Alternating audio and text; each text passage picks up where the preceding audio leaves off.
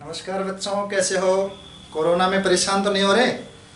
चलो, आज आपको हम आपकी प्रिय जो आपका सब्जेक्ट है अर्थशास्त्र, उसमें वापस लेके चलते हैं।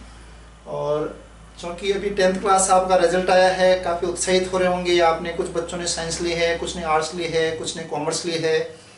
आर्ट्स के बच्चों के लिए, कॉमर्स के बच्चों के लिए और साइंस के बच्चों के लिए सबसे जो यूनिवर्सल सब्जेक्ट है वो है अर्थशास्त्र। इंट्रोडक्शन से पहले मैं आपको बताता हूँ कि अर्थशास्त्र क्या है, अर्थशास्त्र क्यों पढ़ी जाए। कोई भी कार्य करने से पहले हमें उसके बारे में सोचना जरूर चाहिए।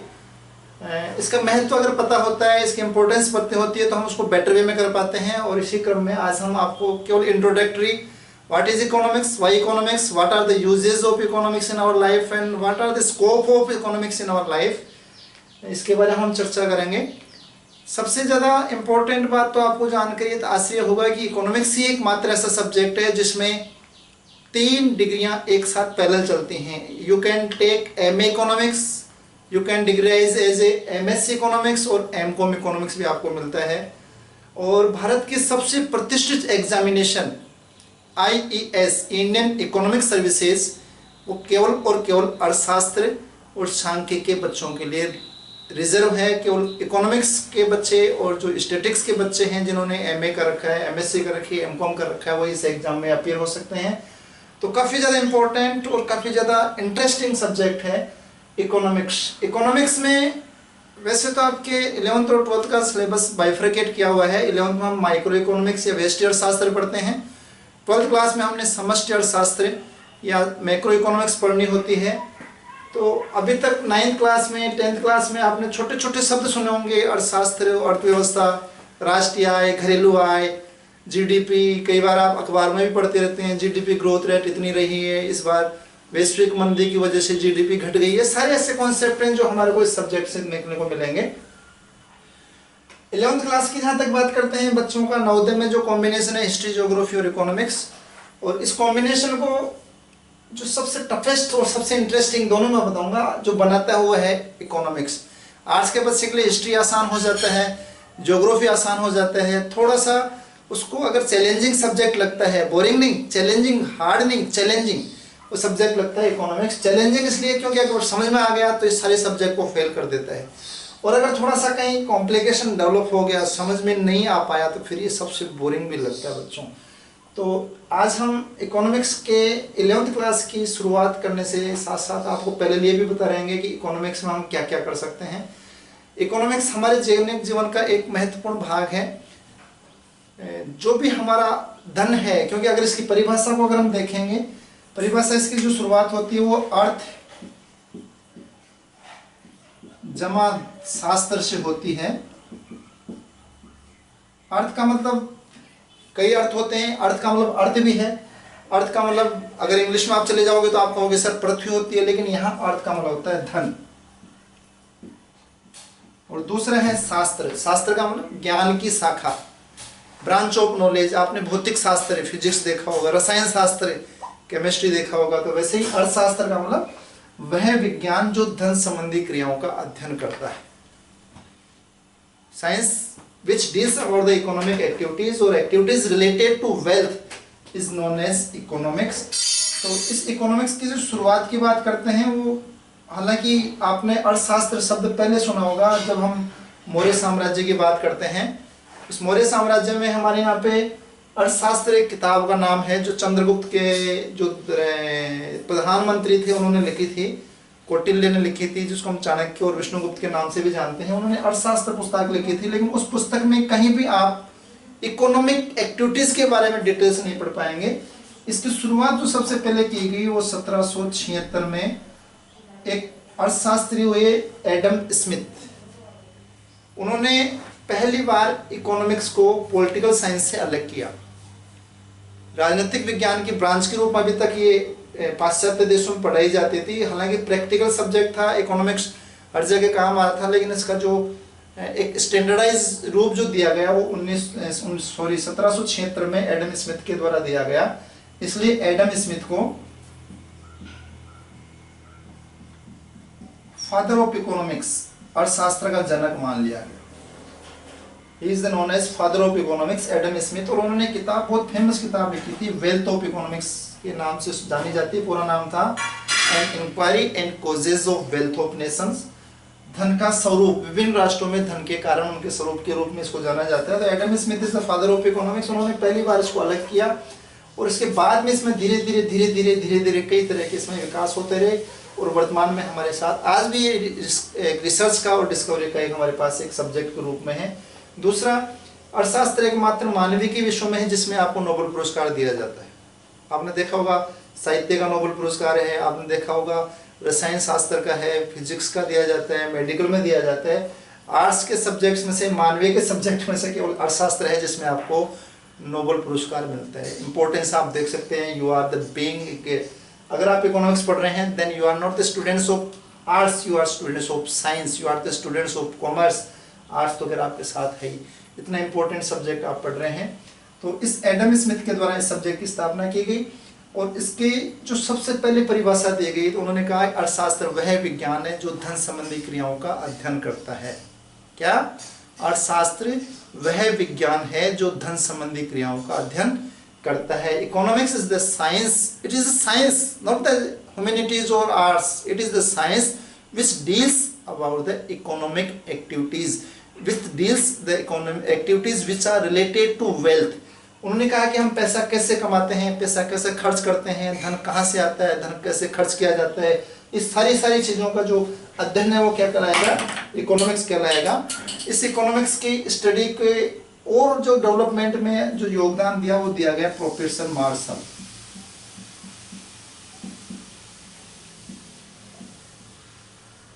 अल्फ्रेड मार्शल ने एक किताब लिखी 1890 में और उन्होंने किताब का नाम दिया प्रिंसिपल्स ऑफ इकोनॉमिक्स। उस प्रिंसिपल्स ऑफ इकोनॉमिक्स में प्रोफेसर मार्शल ने कहा कि एडम स्मिथ की परिभाषा का विरोध नहीं किया, उसमें संशोधन किया कि अर्थशास्त्र धन संबंधी क्रियाओं का अध्ययन है, बिल्कुल सही है, लेकिन उसका साथ उन्होंने जो जोड़ दिया वो है मानवीय कल्याण से। अर्थशास्त्र धन का वह विज्ञान है, अर्थशास्त्र विज्ञान मतलब उन क्रियाओं का अध्ययन करता है जो धन संबंधी क्रियाओं का अध्ययन करती है, साथ ही साथ ये उन क्रियाओं का भी अध्ययन करता है जिनका संबंध मानवीय कल्याण से है। अर्थशास्त्र एक खुला वातावरण का अध्ययन है। अगर आप यहाँ देख रहे होंगे विभिन्न प्रकार की आवाज़ें आपको वातावरण से सुनाई दे रही हैं, इकोनॉमिक्स आपके अंदर बैठने का सब्जेक्ट नहीं है, ये बाहर स्टडी करने का सब्जेक्ट है। तो ये आपका प्रोफेसर मार्शल ने कहा कि it is a science which deals about the economic wealth activities which deals the human behaviour और वेलफेयर। जो मानवीय के कल्याण से संबंधित क्रियाएं हैं उनका अध्ययन अर्थशास्त्र के द्वारा किया जाता है। उसके बाद में इसमें और मॉडिफिकेशन किया गया प्रोफेसर रॉबिन्सन के द्वारा। 1931 में उन्होंने एक पुस्तक लिखी और पुस्तक का नाम था एन एसे ऑन इकोनॉमिक्स। उस परिभाषा को अगर हम देखते हैं तो आज तक वो परिभाषा आपकी वैसे चल रही है। उन्होंने 3 चीज़ों पे हमारा ध्यान दिया, आकर्षित किया कि इकोनॉमिक्स क्यों पढ़ी जाए, और वो 3 चीज़ें थी किसी भी राष्ट्र के लिए, चाहे वो विकसित देश हो, चाहे अविकसित देश हो, चाहे वो समृद्ध देश हो, चाहे वो गरीब देश हो, चाहे अमेरिका हो, चाहे वो भूटान हो, चाहे चाइना हो, किसी भी देश की अर्थव्यवस्था की जो सबसे प्रमुख जो चैलेंजिंग फैक्ट है वो है कि इकोनॉमी में संसाधन सीमित हैं, रिसोर्सेज आर लिमिटेड। अमेरिका की बात करेंगे तो वहाँ भी रिसोर्सेज लिमिटेड हैं, भूटान की बात करेंगे तो वहाँ भी रिसोर्सेज लिमिटेड है। फिर आपको कन्फ्यूजन होगा सर दोनों में अंतर क्या है? इसका संबंध उन्होंने दिया है वांट से। पहला उन्होंने कहा रिसोर्सेज और दूसरा उन्होंने कर दिया वांट्स, आवश्यकताएं। आवश्यकताओं के संदर्भ में संसाधन सीमित है। अमेरिका के लोगों की आवश्यकताओं के संदर्भ में वहां के संसाधन सीमित हैं। भूटान के लोगों की आवश्यकताओं के संदर्भ में वहां के संसाधन क्या हैं? सीमित हैं। भारत के लोगों की आवश्यकताओं के संदर्भ में देखेंगे तो हमारे संसाधन भी बहुत ज्यादा होते हुए भी आवश्यकताओं के संदर्भ में यहाँ पे रेस्पेक्ट विद द वांट्स उन्होंने कर दिया कि संसाधन असीमित है। किसके संदर्भ में? सीमित है। किसके संदर्भ में? आवश्यकताओं की। आवश्यकताएं हमारी असीमित हैं, संसाधन हमारे सीमित हैं। और ये अगर दोनों होते तो भी इकोनॉमिक्स पढ़ने की जरूरत नहीं थी। सीमित संसाधनों के द्वारा हम अपनी आवश्यकताएं पूरे करते और जितना होना था हो जाता, बाकी रह जाता वो रह ही जाता। लेकिन इसका एक और उन्होंने कर दिया कि रिसोर्सेज हैव अल्टरनेट यूजेस। इनके क्या वैकल्पिक उपयोग हैं। ये जो मार्कर है वो कई यूज में हो सकता है, जो बिजली है वो कई जगह काम आ सकती है, मेरे पास 10 रुपए का नोट है वो कई जगह यूज कर सकता हूँ। नाउ अराइजेज द प्रॉब्लम्स, मैं 10 रुपए को कहाँ खर्च करूँ, मैं बिजली का यूज कैसे करूँ, मैं बिजली का यूज एग्रीकल्चर डेवलपमेंट के लिए करूँ या इंडस्ट्रियल डेवलपमेंट के लिए करूँ, मैं बिजली से पंखा चलाऊँ या ट्यूबलाइट चलाऊँ, मैं ये जो समस्याएं हैं वो आपके अर्थशास्त्र के विकास में बहुत महत्वपूर्ण। रॉबिन्सन के अनुसार उन्होंने इसको ज़्यादा जोर दिया कि अर्थशास्त्र में किसी भी अर्थव्यवस्था में, चाहे वो अमेरिका की अर्थव्यवस्था हो चाहे नेपाल की अर्थव्यवस्था हो, आवश्यकता लोगों की आवश्यकताओं के संदर्भ में जो कि असीमित हैं, संसाधन सीमित हैं और सीमित संसाधनों के वैकल्पिक उपयोग हैं। Resources are having alternate uses, that's why we have to study the economics. और इकोनॉमिक्स को फिर उन्होंने कहा कि अर्थशास्त्र वह विज्ञान है जो सीमित संसाधनों के द्वारा असीमित आवश्यकताओं को जिनके की वैकल्पिक उपयोग हैं किस तरह से हम यूटिलाइज कर सकते हैं, इसका अध्ययन क्या है, इकोनॉमिक्स। समझ में आ गया। लेटेस्ट डेफिनेशन कौन सी हो गई, सीमित संसाधनों के द्वारा। हमारे संसाधन कैसे हैं, सीमित हैं, आवश्यकताएं कैसे हैं, असीमित हैं। तो सीमित संसाधनों के द्वारा असीमित आवश्यकताओं को, और कौन से संसाधन, जिनके वैकल्पिक उपयोग हैं, इन आवश्यकताओं को पूरा करने से संबंधित अध्ययन अर्थशास्त्र है। और ये परिभाषा अभी भी चल रही है, हालांकि इसके कई नए नए रूप आ रहे हैं। अर्थशास्त्र को हमने कई भागों में बांट दिया है, व्यष्टि हो गई, समष्टि हो गई, विकासात्मक हो गई, गत्यात्मक हो गई, डायनेमिक इकोनॉमिक्स हो गई, आपके कई ब्रांचेज जिसकी डेवलप हो रही है। एक आदर्श इकोनॉमिक्स है, एक आपके वास्तविक इकोनॉमिक्स है। लेकिन ये सारे के सारे जो डेवलपमेंट का जो कारण है वो ये है कि हमारे रिसोर्सेज लिमिटेड हैं, हमारी वांट्स अनलिमिटेड हैं, और इन रिसोर्सेज के जो लिमिटेड हैं उनकी अल्टरनेट यूज होने की वजह से हमें अब ये देखना पड़ता है कि हमें प्रेफरेंस कैसे दें, हमें अपने विभिन्न आवश्यकताओं को, विभिन्न कार्यों को पूरा करने के लिए वरीयता देने की आवश्यकता महसूस होती है। तो ये आपका हो गया अर्थशास्त्र। अब इसके साथ एक दूसरा शब्द जो अभी तक आपके साथ पैरेलल चल रहा है वो है अर्थव्यवस्था। यहाँ भी वही दो शब्द आपके आ रहे हैं साथ साथ। इतना समझ में आ गया बच्चों, वेरी गुड। दिमाग में एक बार जोर डालो, समझ में आ जाएगा तो आगे काम। क्योंकि ये जो बेसिक चीजें जब तक हम नहीं कर पाएंगे तब तक हम इसको आगे नहीं कर पाएंगे। तो अब दूसरा जो आपका कॉन्सेप्ट है वो क्या हो जाएगा, अर्थव्यवस्था। अर्थशास्त्र अध्ययन है और दूसरा क्या है, अर्थ की व्यवस्था करना, मैनेजमेंट है, ये रिसोर्सेज मैनेजमेंट है। तो अर्थव्यवस्था या इकोनॉमी, इकोनॉमिक्स और economy, there are two words. Economics हमने पढ़ लिया, समझ में आ गया, अध्ययन है। एक आपके तरह से हम कह सकते हैं इट इज थ्योरेटिकल पार्ट। अब उसको प्रैक्टिकल करेंगे तो प्रैक्टिकल करने वाला जो अध्ययन है वो क्या है, अध्ययन भी नहीं कहेंगे, दैट इज संपादन कह सकते हैं। अर्थव्यवस्था, अर्थ की व्यवस्था करना। जैसे शादियों में आप देखते हैं बारात आ रही है, इधर से घर के मेहमान आ रहे हैं, हम सारी व्यवस्थाओं को मेंटेन कर लेते हैं। तो वैसे हमें क्या करना है, घर की अर्थव्यवस्था के जो शब्द हैं, मतलब हम अर्थव्यवस्था की बात करेंगे तो ये अर्थव्यवस्था आपकी एक ऐसा प्रारूप कह सकते हैं, एक ऐसा स्ट्रक्चर कह सकते हैं, प्रारूप जिसको हम ढांचा भी बोल देते हैं कई बार लोकल लैंग्वेज को, अगर इसको समझने के लिए बात करेंगे तो it is structure in which various economic activities are performed. वहां हमने क्या किया था, सीखा था, अध्ययन किया था। अब यहाँ क्या कर रहे हैं, परफॉर्म कर रहे हैं, इसका हम संपादन कर रहे हैं। तो हम कह सकते हैं अर्थव्यवस्था वह प्रारूप, वह ढांचा, वह संगठन जहां विभिन्न आर्थिक क्रियाओं का संपादन किया जाता है। अब यहाँ पे शब्द कौन सा आ गया, आर्थिक आ गया। अब इसको वापस आप 9th क्लास में पहुंच जाइए, पहला चैप्टर पालमपुर, वहां हमने देखा था क्रियाओं को दो भागों में डिवाइड किया था, आर्थिक और अनार्थिक क्रियाएं। अब हम अनार्थिक क्रियाओं को वहीं छोड़ देते हैं। अनार्थिक क्रियाएं, मैं मंदिर जा रहा हूँ, मेरे को संतुष्टि मिल रही है, अनार्थिक क्रिया हो गई। मैं किसी को दान दे रहा हूँ, मेरे को संतुष्टि मिल रही है, अनार्थिक क्रिया हो गई। मैं अगर मान लो किसी को घर जाके मैं उसको ट्यूशन करवा रहा हूँ बिना पैसे के, मेरे को संतुष्टि मिल रही है, अनार्थिक क्रिया हो गई। लेकिन वही ट्यूशन में अगर 5,000 रुपये पर मंथ पर सब्जेक्ट लेता हूँ, that it is economic activity. तो आर्थिक क्रिया आपको फिर बता देते हैं, आर्थिक क्रिया वे क्रियाएं होती हैं जिनका उद्देश्य आय प्राप्त करना होता है। प्राप्त हो रही या नहीं हो रही है that is different, but objective oriented है। हम उद्देश्य देखेंगे कि जिन क्रियाओं का उद्देश्य आय प्राप्त करना या धन कमाना होगा, वो क्रियाएं कौन सी कहलाएंगी, आर्थिक क्रियाएं। और जिनका उद्देश्य हमें सामाजिक कार्य करना है, मनोरंजन के लिए करना है, राजनीतिक हमारे संतुष्टि के लिए करना, वो कौन सी हो जाएगी, अनार्थिक क्रिया। तो अर्थशास्त्र में कौन सी क्रियाओं का अध्ययन करेंगे, आर्थिक क्रिया। जैसे कृषि कार्य आर्थिक क्रिया है, अगर मैं किचन गार्डन कर रहा हूँ आर्थिक क्रिया नहीं है, लेकिन मैं अगर मेरे खेत पे कृषि कार्य बेचने के उद्देश्य से कर रहा हूँ, लाभ प्राप्त करने के उद्देश्य से कर रहा हूँ, तो कौन सी क्रिया हो जाएगी, आर्थिक क्रिया। तो अर्थव्यवस्था क्या होगी, वह प्रारूप, वह ढांचा, वह संगठन जहां विभिन्न आर्थिक क्रियाएं संपादित की जाती हैं। इस अर्थव्यवस्था के 3 मुख्य रूप आपको देखने को मिलेंगे। वैसे तो बेसिकली 2 हैं, दोनों का मिक्स एक तीसरा हो जाता है। पहली अर्थव्यवस्था है वो, उसको हम बोलेंगे अर्थव्यवस्था। समझ में आ गई बच्चों, मिटा उसको, वेरी गुड। अब अर्थव्यवस्था का पहला भाग है वो है पूंजीवादी अर्थव्यवस्था। पूंजीवादी, कैपिटलिस्टिक इकोनॉमी, यह पूंजीवाद से बना है। अब यहाँ पे हम फिर वापस आ जाते हैं, अर्थशास्त्र में उत्पादन के 4 साधन होते हैं। आप जैसे जैसे माइक्रो इकोनॉमिक्स पढ़ेंगे वहाँ देखेंगे हमारे जो भी उत्पादन किया जाता है, जो भी हमारे कार्य किए जाते हैं, उसके मुख्य रूप से 4 भागों में डिवाइड कर दिया जाता है। भूमि, पूंजी, श्रम और उद्यम। भूमि का मतलब, फिर क्योंकि अभी तक हम 10th क्लास 11th में हैं, भूमि का मतलब जमीन से नहीं है।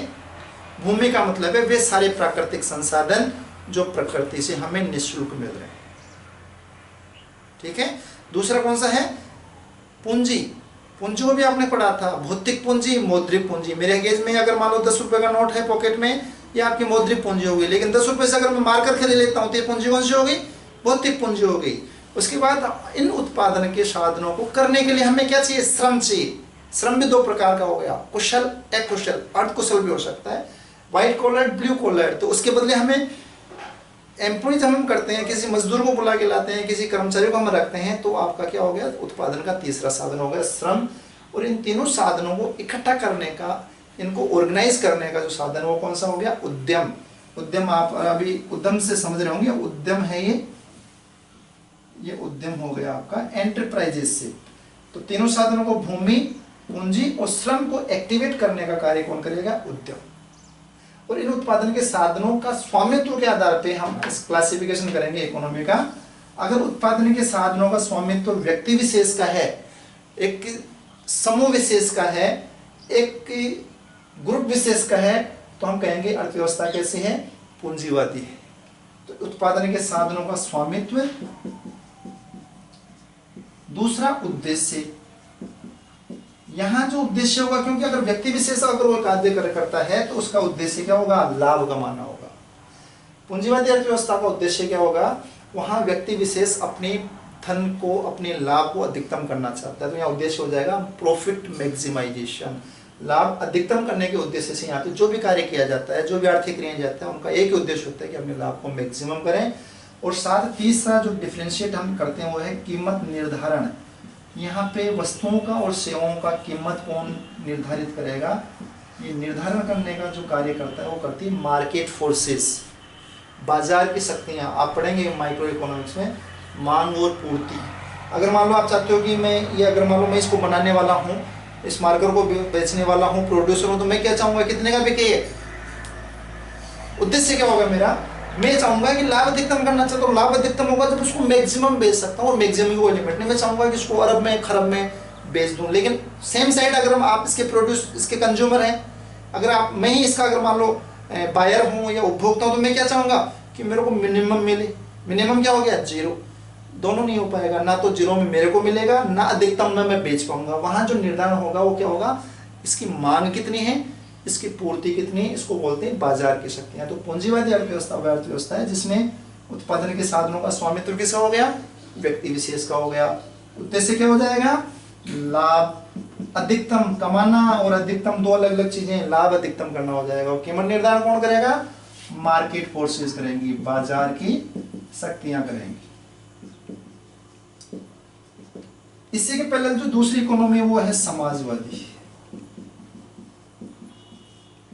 समाजवादी अर्थव्यवस्था में इसी के जस्ट कंपेरेटिव आप देखेंगे, स्वामित्व किसका होगा, समाज का या वर्ग विशेष का ना होके सरकार का होगा, समाज का होगा। उद्देश्य क्या होगा, जब सरकार किसी वस्तु को उत्पादन करती है तो वह लाभ के उद्देश्य से नहीं करती, उसका उद्देश्य हो जाएगा जन कल्याण को अधिकतम करना। और वहां पे कीमत का निर्धारण कौन करेगा, मार्केट फोर्सेस नहीं करेंगे। मार्केट फोर्सेस तो मैक्सिमम पे जाएंगी, वहां करेगी सरकार। सरकार ये देखेगी कि जिससे अधिकतम लोगों का कल्याण हो, वो कीमत निर्धारित कर दी जाएगी। और इन दोनों के मिक्स से एक इकोनॉमी डेवलप हुई है, उसको बोलते हैं मिश्रित अर्थव्यवस्था, मिक्स्ड इकोनॉमी, जिसमें कुछ सेक्टर्स गवर्नमेंट के द्वारा अंडरटेक किए जाते हैं, कुछ सेक्टर्स आपके प्राइवेट सेक्टर के द्वारा किए जाते हैं। कुछ का उद्देश्य लाभ अधिकतम करना होता है, जैसे आपके रिलायंस की बात कर लेंगे, जियो की बात कर लेंगे। कुछ का उद्देश्य होता है जन कल्याण, BSNL गाँव में घरों में दूर दूर तक जा रहा है बेचारा, लेकिन कमाई कुछ नहीं है, उद्देश्य लाभ कमाना नहीं है। और कीमत का निर्धारण कौन करेगा? दोनों करेंगे, जहाँ प्राइवेट सेक्टर होगा वहाँ व्यक्ति विशेष कर लेगा, और जहाँ गवर्नमेंट अंडरटेकिंग होगी वहाँ सरकार कर लेगी। तो तीसरी अर्थव्यवस्था होगी मिश्रित अर्थव्यवस्था। इस तरह से हम देखते हैं अर्थव्यवस्था के 3 रूप हो गए आपके, पूंजीवादी, समाजवादी, मिश्रित। तो इस तरह से आज आपको समझ में आ गया कि अर्थव्यवस्था क्या है, अर्थशास्त्र क्या है, दोनों का डिफरेंस समझ लेंगे। तो अब नेक्स्ट हम इस टॉपिक में बात करेंगे कि हमारी जो 11th क्लास की अर्थशास्त्र है उसमें हमें 2 किताबें पढ़नी होगी, स्टैटिक्स और व्यष्टि अर्थशास्त्र। उसकी चर्चा हम अगले वीडियो में करेंगे। आप इसके नोट्स वगैरह बना लीजिए, इसका थोड़ा सा रिवीजन कीजिएगा, और जो भी कमेंट्स वगैरह हैं आप अपने कमेंट बॉक्स में दे सकते हैं। और वीडियो को शेयर करना और लाइक करना तो आपकी बात मन की बात है, करें या नहीं करें कोई दिक्कत नहीं है। हमारा उद्देश्य है कि आपको ज़्यादा से ज़्यादा ज्ञान मिले, और उस उद्देश्य को अगर सफलता में मिल जाती है तो बहुत अच्छी बात है। आप अपना और अपने परिवार का कोरोना में पूरा ध्यान रखिए। और चूँकि स्कूलें बंद हैं इसलिए आप पूरा का पूरा अपना कम से कम सेल्फ स्टडी पे ज़्यादा फोकस करें। कम से कम 10 घंटे 8 घंटे आपको बैठना ही है बच्चों, तब जाके आप इकोनॉमिक्स जैसे जटिल, इंटरेस्टिंग, चैलेंजिंग सब्जेक्ट को कर पाएंगे। धन्यवाद।